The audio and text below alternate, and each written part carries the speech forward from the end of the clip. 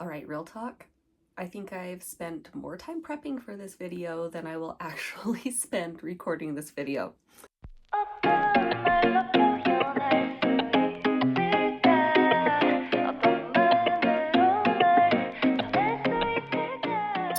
Thank you for being here and welcome to my channel. My name is Kaylee Salazar, and here we are going to talk about multi-level marketing companies. And I just want to shed light on some of the shady business practices.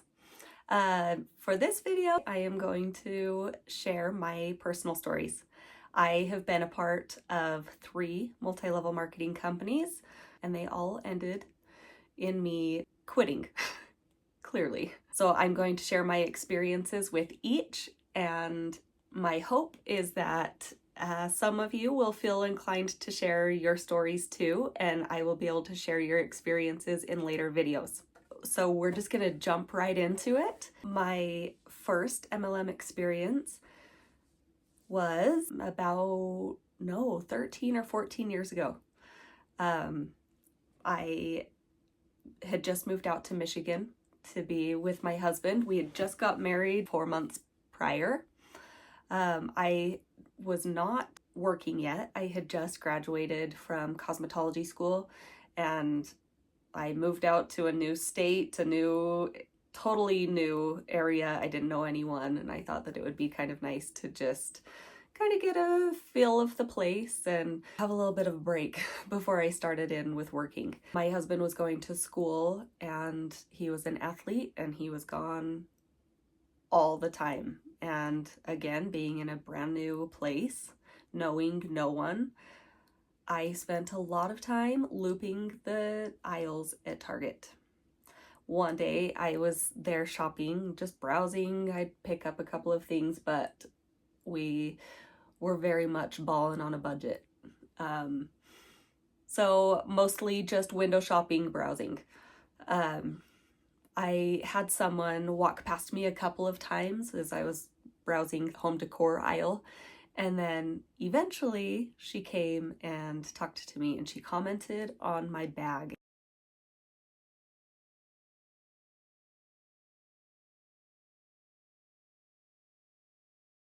And told me that she liked it, which started a conversation. She asked me just a little bit about myself, and me being absolutely starving for any kind of social outlet, I was happy to chat.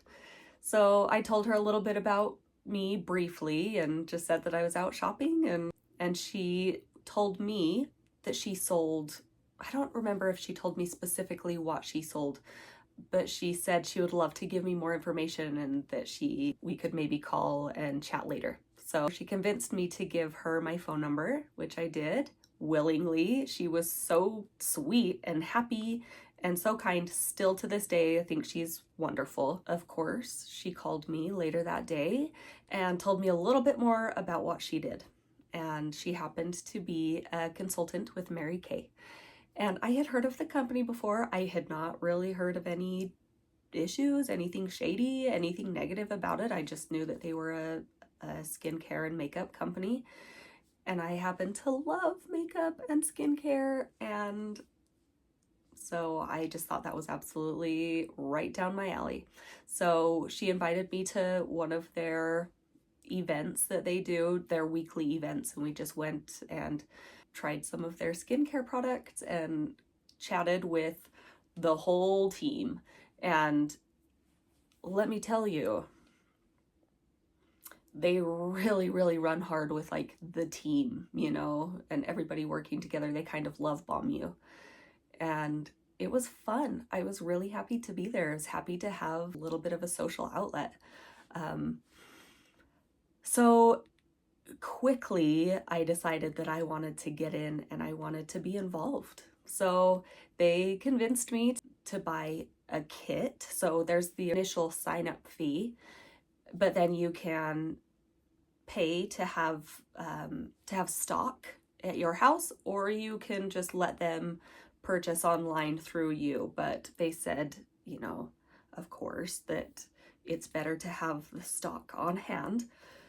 So I thought, okay, well, I think this could be a really good potential opportunity. So I talked to my husband about it, and even though we did not have $600 of disposable income to just throw at this kit, I decided that I thought it was a good idea. I was very much convinced. So I purchased the kit. I started going to all of the events. I mean, I did everything that they told me to do, and I thought it was going to be great. And I didn't sell really anything at all.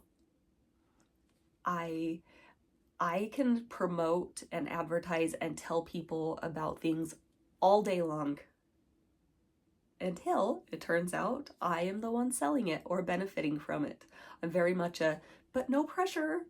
I really like this product, but no pressure to buy. So I didn't want to advertise it at all. I didn't want to tell anybody. Also, at that point, I didn't even have an iPhone yet. So social media was not the same way that it is now.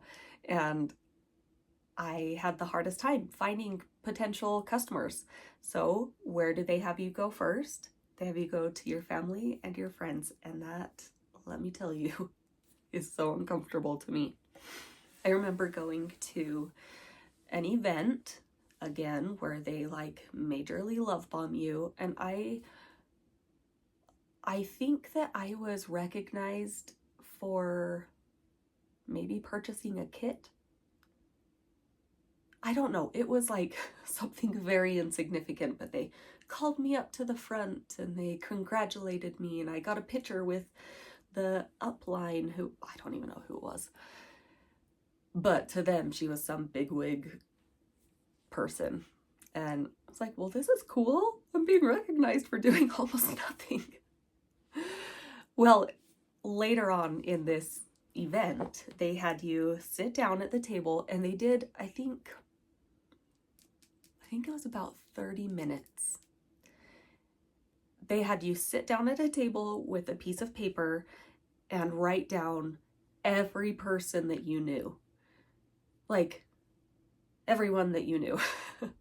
Like, well, that's kind of a lot of people, but I just started, writing a few people that I could think of, and mostly like, okay, who can I think of that would even be potentially interested in this? So I started writing people down, and then they said, all right, if you have the phone numbers for these people, we are going to spend 15 minutes and we are going to go down the list and call each person and share this opportunity with them. That is like so 100% outside my comfort zone. But, they say if you do this, this, and this, then you can have this. And I'm like, okay, well, I put in quite a bit of money here, so we're going to just do everything that they say to do. So I started calling, and we were supposed to tell them that night they were going to do like a 15-minute opportunity call. And would you please join and just listen?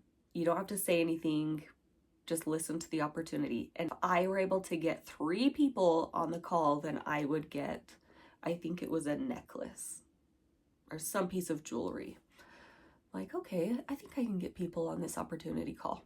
So I started calling, started with my family, and then moved on to my friends. Luckily, most of them didn't answer. One of them, however, did answer, and she was my dear, dear friend from cosmetology school, and I hadn't talked to her since I moved out to Michigan, and I still am absolutely horrified by this.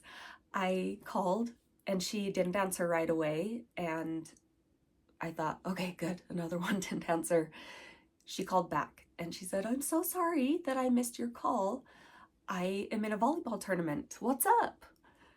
Like, oh no, I have to invite her to this opportunity call. So yeah, hi, I know we haven't talked in a while. I hope you're doing well. Any chance you would be interested in jumping on an opportunity call for Mary Kay tonight? You guys, I was absolutely horrified, and I still am. Like, it gives me that sinking pit sick stomach feeling. And you could just hear like, oh, sure, yeah, I'll try. She didn't, which is fine. I mean, good job, friend, for not getting on the call. Anyway, the night comes. I had like 4 or 5 people say, yeah, I think I could jump on. And I had one person get on the call, and I remember being absolutely devastated and just feeling so let down. Like, I just needed 3 people on this opportunity call and nobody came except for one person. And which, again, I'm sorry that you had to be on the opportunity call, but thank you, I guess. Well, it wasn't very long before I just decided this really is not for me. I went to several, 3, maybe 3 bigger events, and then the weekly evening event. That got real exhausting, having to meet every single week and feeling a little bit guilted if you didn't show up. In the beginning, like I said, it was great because it was an outlet. It was something to do. It was a group of people that were similar to me. But a couple months into it, I just determined it really wasn't for me. And I also was really, really scared to tell my upline that I was going to quit. So in popular Kaylee fashion, I just didn't say anything at all. I didn't show up to the weekly event, and she messaged and called, and I just put it off. And finally she said, I just want you to be my friend, with or without Mary Kay. I want to be friends. And I think it took me another probably 6 months to respond because I was gutless. But I don't know. I didn't have a really terrible experience. I just realized this selling stuff just really is not for me. Well, fast forward 6 years maybe. My husband joined the military and we moved out to Virginia. And once again, I really didn't know very many people out there, but there was a big group of military spouses. One of them was convinced to do a Norwex party, and she invited all of the military wives. And it actually ended up being a total blast, getting together, eating food, chit-chatting with girls your age, in your same phase of life. And it was great. Well, at the end, the host says, okay, if 3 people will agree to host a party, then today's host is going to get a few extra free gifts. So that like really puts the pressure on you to agree to host a party.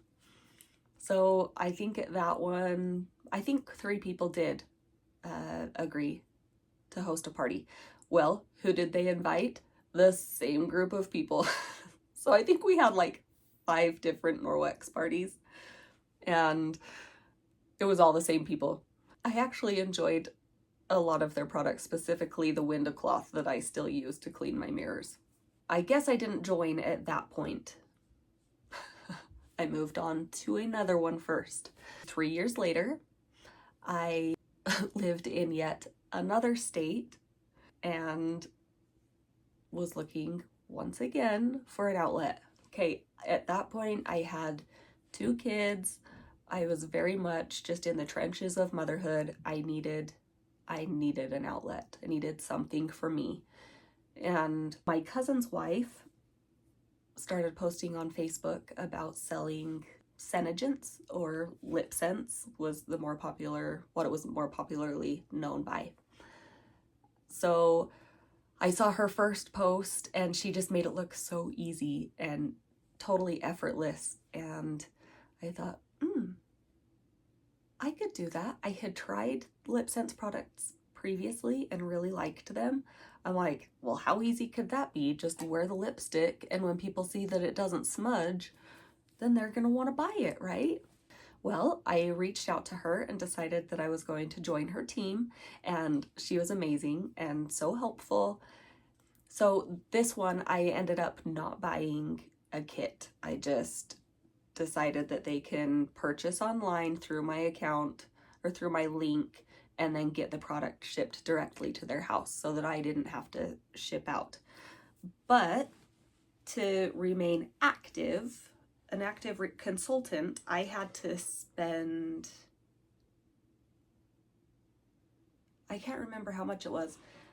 I think it was 300 PV, but I don't think it was that much because that's kind of a lot, because that means that that would have been $600. I can't remember all of the ins and outs, but so that wouldn't have been right, because I think that I had to spend, not myself personally, but I had to spend or sell, I think it was about $300 a month to remain active. If there's somebody out there who sells Synergence and I'm wrong, forgive me, I really can't remember, but I had to spend or sell a pretty good chunk each month. I joined at the height when everything was out of stock. They just could not produce the product fast enough, and it was a nightmare trying to get product. And somebody would say, oh, I would love to have this color, but of course it was out of stock. Anyway, I pretty quickly decided, I don't know if I want to do this. This just really isn't for me.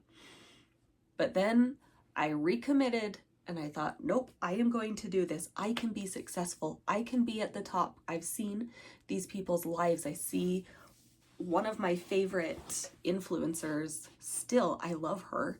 She's a Synergence consultant, and her life is just so glamorous. I thought, gosh, what's keeping me from being there? So I'm like, all right, I'm gonna recommit.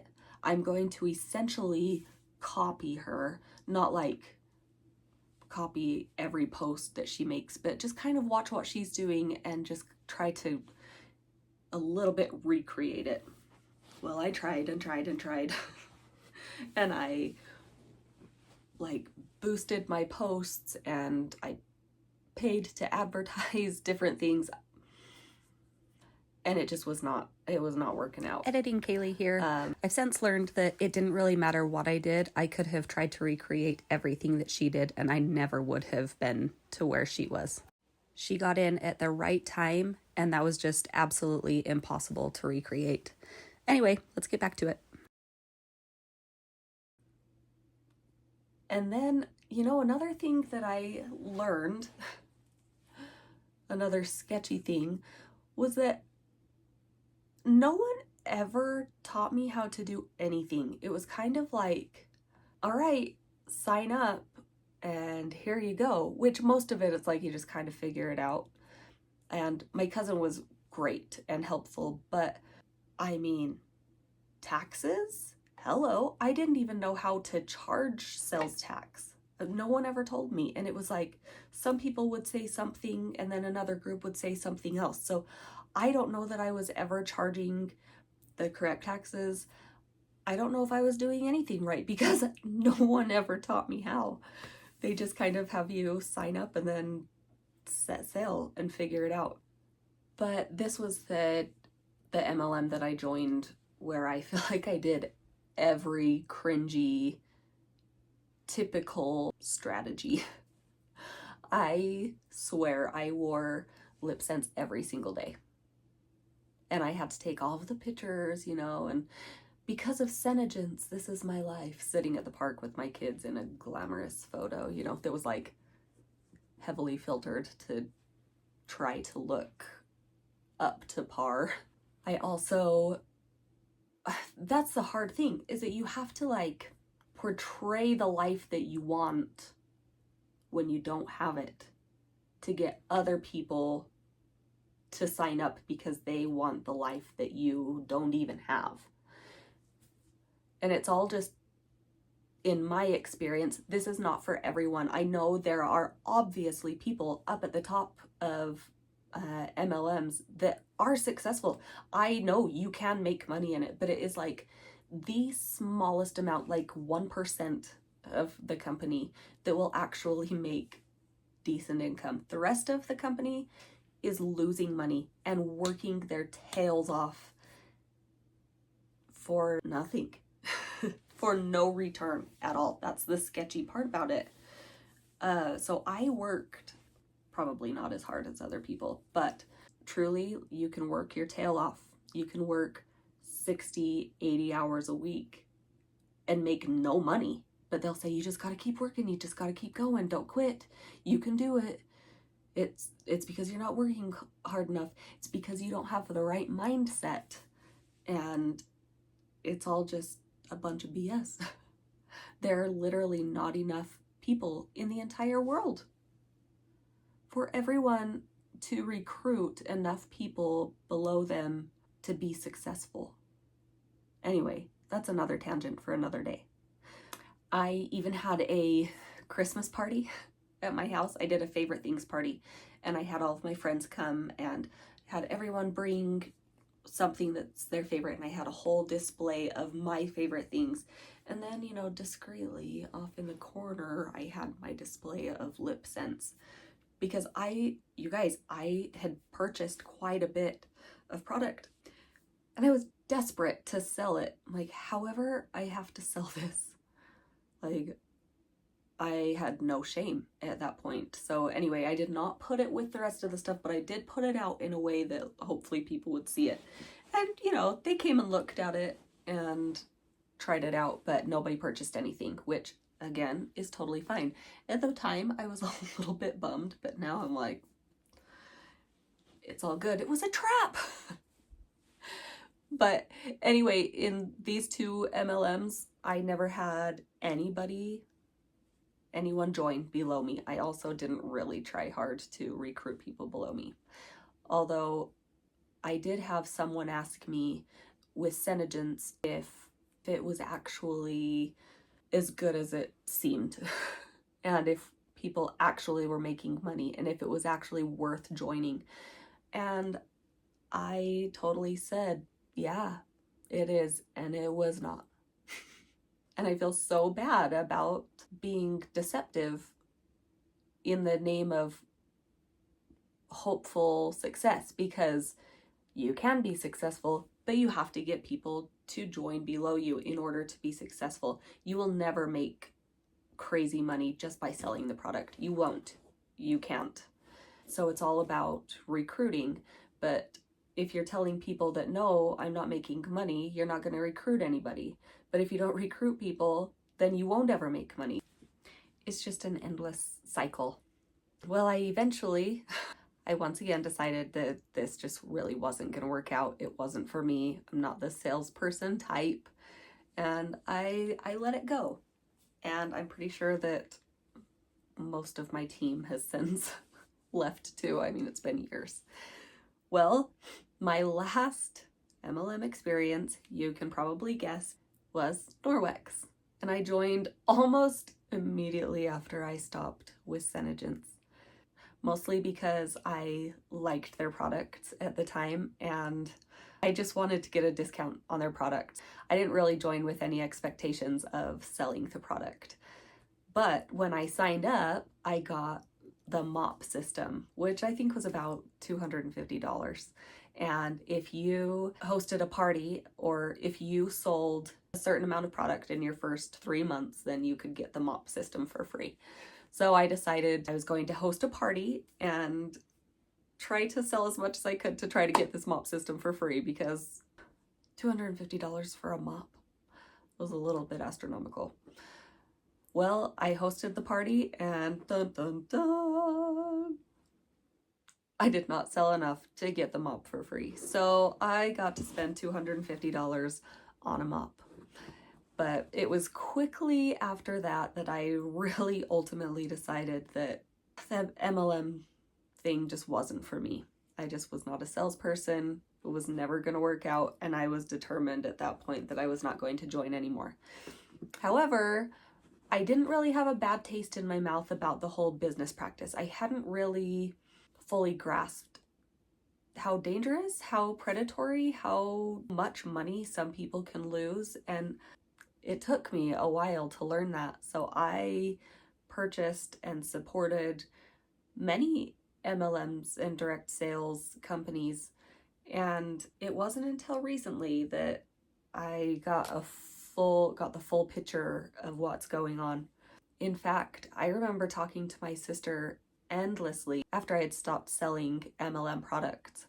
And I said, if I'm going to support somebody, I would way rather it be somebody that I know, rather it be a friend rather than, big box stores. Like, why not support this person?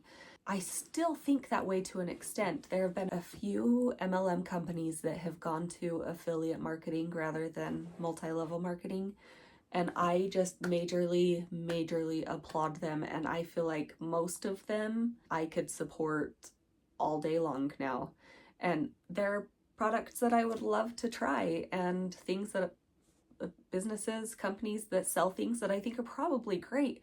I just cannot support the business model.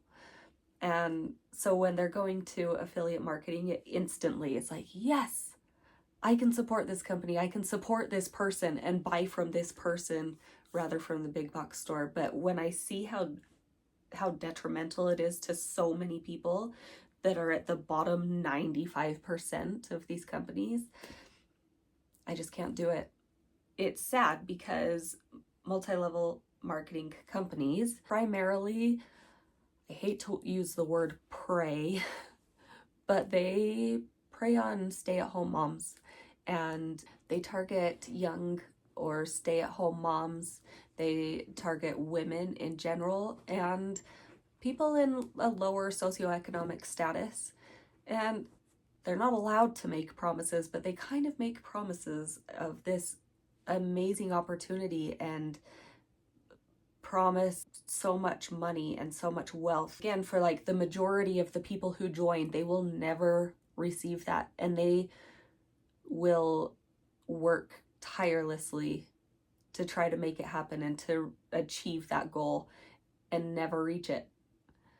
Not because of a lack of work and not because of a lack of effort or poor mindset. It just is not possible. So I just wanted to share my experiences with multi-level marketing first. And next time I'm going to talk about being on the purchasing side of multi-level marketing and some of the kind of cringy things that I've seen from the other side. So I would love to hear from each of you, or from anyone who has had an experience or has a story to share. I would love for you to email me. I have my email in the description box below, and go ahead and subscribe, and I look forward to seeing you next time. Thank you for being here.